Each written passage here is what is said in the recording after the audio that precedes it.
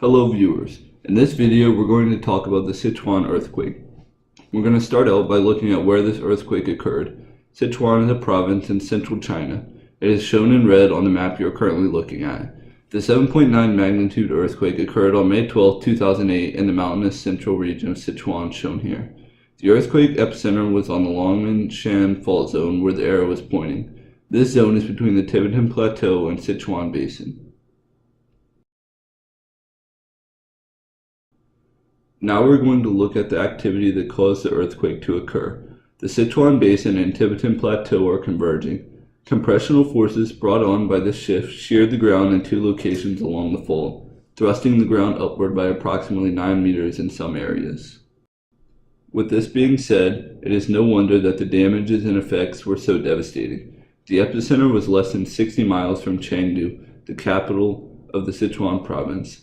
The death toll was almost 90,000 and 375,000 were injured. The total deaths included 5,300 children, most of them attending classes. This statistic outraged many because schools could have been way more structurally sound. To go along with falling debris and collapsing buildings, hundreds of dams were found to have sustained damage, two of which being major dams in the area. Around 200 relief workers died in mudslides in the areas where flooding was a major threat until workers could open channels to drain the impounded water. It was said that the cost of the earthquake was $86 billion. Here is a clip from BBC News that shows the ruins and aftermath of the earthquake over a decade after it struck.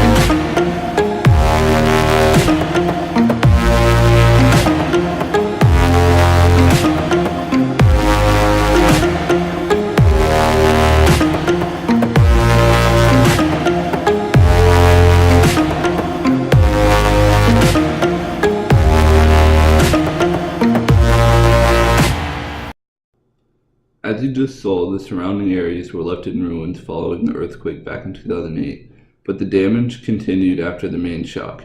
As I mentioned before, the earthquake caused many landslides, but the aftershocks in the following years, including a 5.0 magnitude shock in 2010, continued increasing the damage in the years after.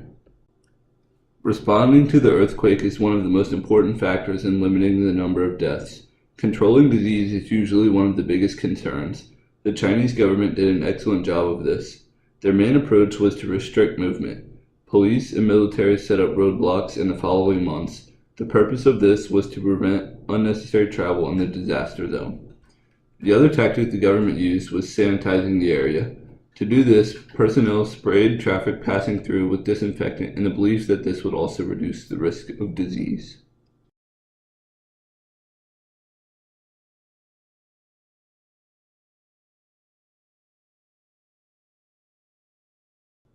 The other tactic used by the government was a partnership strategy.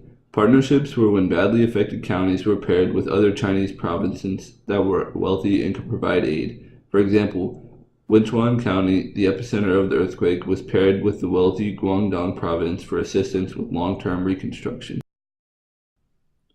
As we come to a conclusion, let's just recap a bit. In this video, we have talked about the geologic setting, what caused the earthquake, the characteristics and facts of the earthquake, and finally how China responded to and overcame the earthquake. It's safe to say that earthquakes like the Sichuan earthquake are dreadful and we wish they could be prevented. But the activity that causes these earthquakes can also create some beautiful scenery. We hope you learned a lot. Thanks for watching.